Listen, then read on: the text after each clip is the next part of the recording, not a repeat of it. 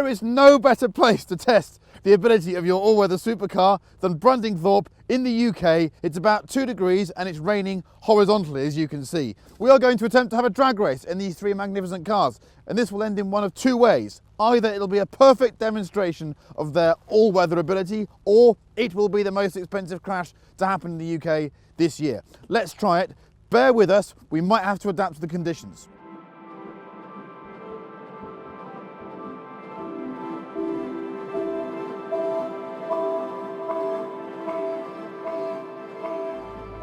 I'd be lying if I said I wasn't a little bit apprehensive about this.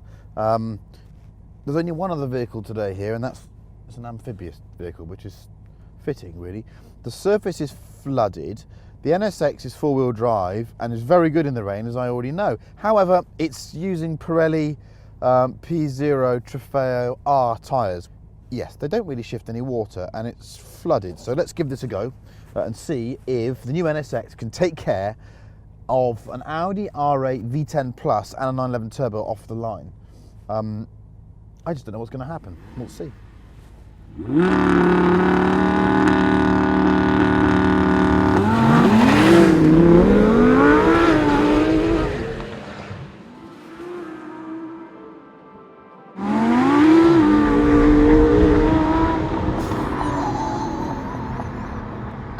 The straight line. I think we'll abort and see if it dries out a bit. In the meantime, well, it's obvious good skidding weather. Let's go do some skids.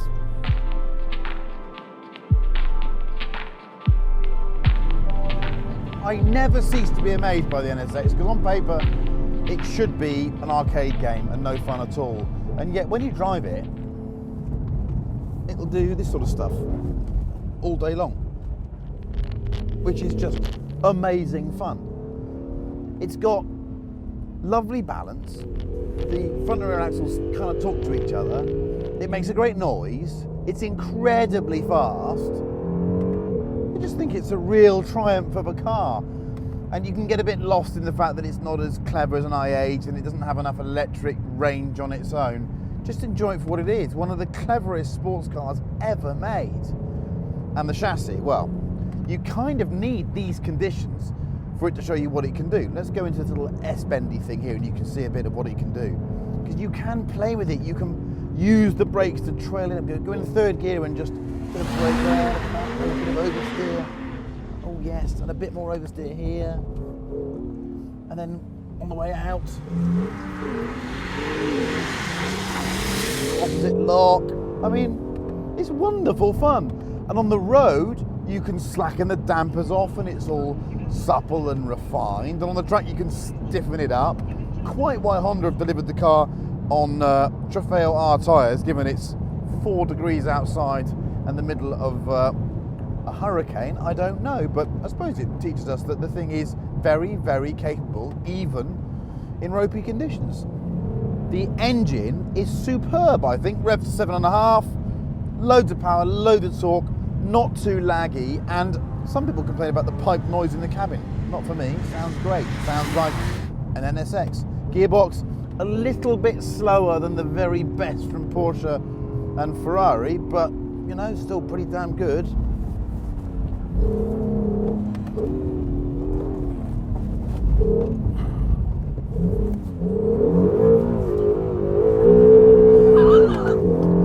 You shouldn't be able to do that in your hybrid super sports car, should you? And I've said this before and I'll say it again, this thing feels very mini Porsche 918 to me. Not sure you can say anything nicer about a car than that. With 3 electric motors helping its 500 horsepower twin-turbo V6, the NSX has 581 horsepower and 476 foot-pounds of torque. It weighs around 1,800 kilograms. It's the only hybrid here and is way more complicated than the other 2. Only the front electric motors power the front axle. Price is a tickle under £140,000. Downsides: cabin, bit ordinary, seat too high, paddles feel like they're a cheap game console add-on, and I know it's a bit boring, there's nowhere to put stuff in the cabin. tiny door pocket, nothing back here at all. I think on a daily basis I'd get quite fed up with that. Otherwise, I'd really like one. I think it's cool. Surprised at how sharp it looks compared to the R8. Parking next to the R8, the R8 doesn't look too clever actually. This looks much, much sharper to my eyes, but then look at the coat I'm wearing. I haven't really got a clue, have I, on the aesthetic thing. Anyhow, to me, because I'm the eternal optimist, it looks a little bit brighter now. So let's go and have another drag race and see if we can, yes, not have massive sideways in a straight line. Can you go sideways in a straight line? I think we just proved you can, actually.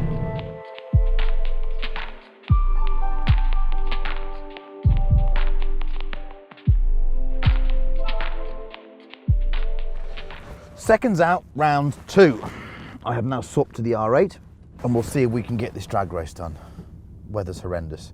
Ambient temperature has risen to 6 degrees. Standing water a little less, but it's still quite flooded. Do I fancy it in the R8? Not massively, being mid-engined, but it's got to be better than that NSX on Trofeos, hasn't it? Trofeos in this weather. What were they thinking? Do you hear that? It's amazing. We live in a time where street cars sound better than racing cars because street cars can have fancy valves that open. You can make more noise on the road than you can at a race circuit. That sounds really good. Go on. Tell you what, it's the least effective off the line and it's still way too wet for this. It moves around all over the place. Look at that Porsche. Yeah. Do you know what? Too wet. Too wet. Let's use this as an excuse to go and do some sliding around. Why not? Because we know that this is a great car to slide around. Traction control off. Manual. Who cares about drag races? Let's exercise those arms a bit. The way this thing revs.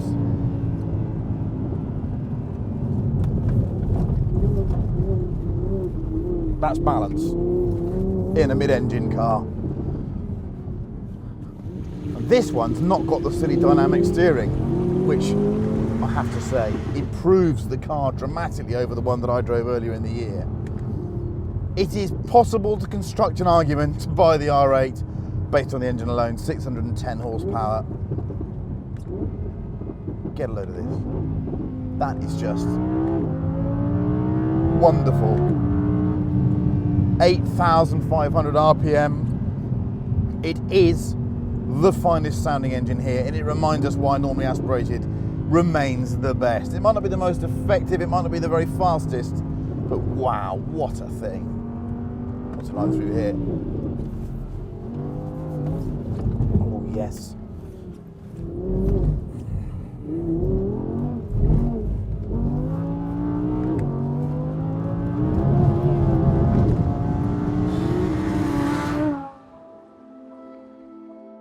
Adding plus to an R8 gives you 610 horsepower, 413 foot-pounds of torque, and nearly 200 kilograms less than the Honda. It's one of the last normally aspirated cars of its type, and it sounds stunning. The gearbox is a dual clutch unit like the other two, and yellow is definitely the colour. This one doesn't have the dynamic steering, thankfully. On the road, you can slacken the dampers off to make it comfortable, you can keep it firm. You can configure this thing to do pretty much anything. Some people will love that. For me, it's just too much. There is too much to change on the car. There are drive select buttons here. There are different modes down here. It takes about a day to find your preferred set of settings. And I just wish there were fewer of them. But otherwise, wow. Wow.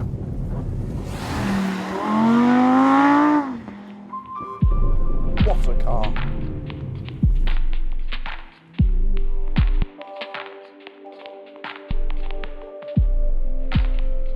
Third time lucky. It's still a bit flooded. What a horrible day. However, I think we can do something now, and I'm in the car of choice. I've been a bit cheeky and meant that the one I'm going to record and say is the drag race involves me being in the 911 Turbo because it's just the best one off the line, isn't it? Rear engine, four-wheel drive, torque. It's the weapon of choice. So Let's see if we can't make this win somehow. Here we go.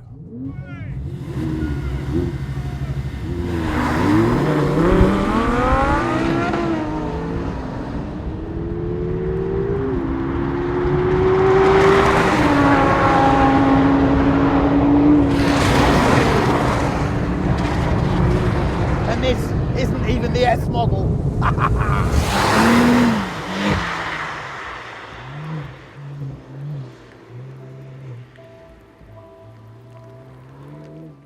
This is the baby 991 Turbo, and as such offers just 550 horsepower and 524 foot-pounds, and at under 1600 kilograms, it's the lightest of the three.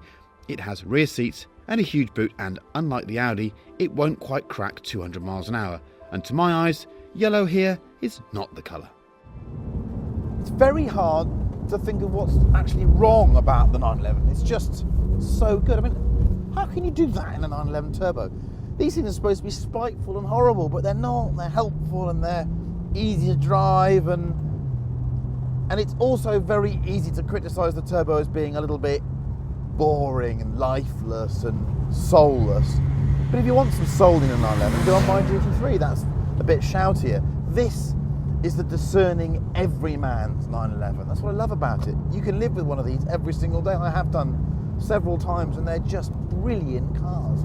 Not on a day like today, I'm not really feeling very flamboyant. I just feel like I want to be locked away in a room with a warm fire. And for that reason, I think this is just the car of the day. I think it's just a remarkable thing. It's so competent in these conditions. And it's not even the S. It took care of the fancy R8, and it's not even the S model. And it's the nicest one to slide. And if I had to drive to London now, it's the one I'd choose to go in. If I had to lap a circuit, it's the one I'd choose to be in. There is something about that NSX though. The NSX feels almost experimental and special. And the R8, you buy it for the engine. Which one's the winner? Oh, I don't know. The British weather, that's the winner. The British weather. It's 12 minutes past 2 in the afternoon, and it's virtually dark. Anyone watching this in California, go and have a smoothie and remind yourself how lucky you are. It's so flooded now that you come round, there's another puddle that wasn't there to go before. Do you want to call it a day there? Yeah, we'll get it. It's quite difficult to judge the speed on this one, so I have one more go. No, closer. I can't keep up. I'm in an NSX and I can't keep up with the Golf.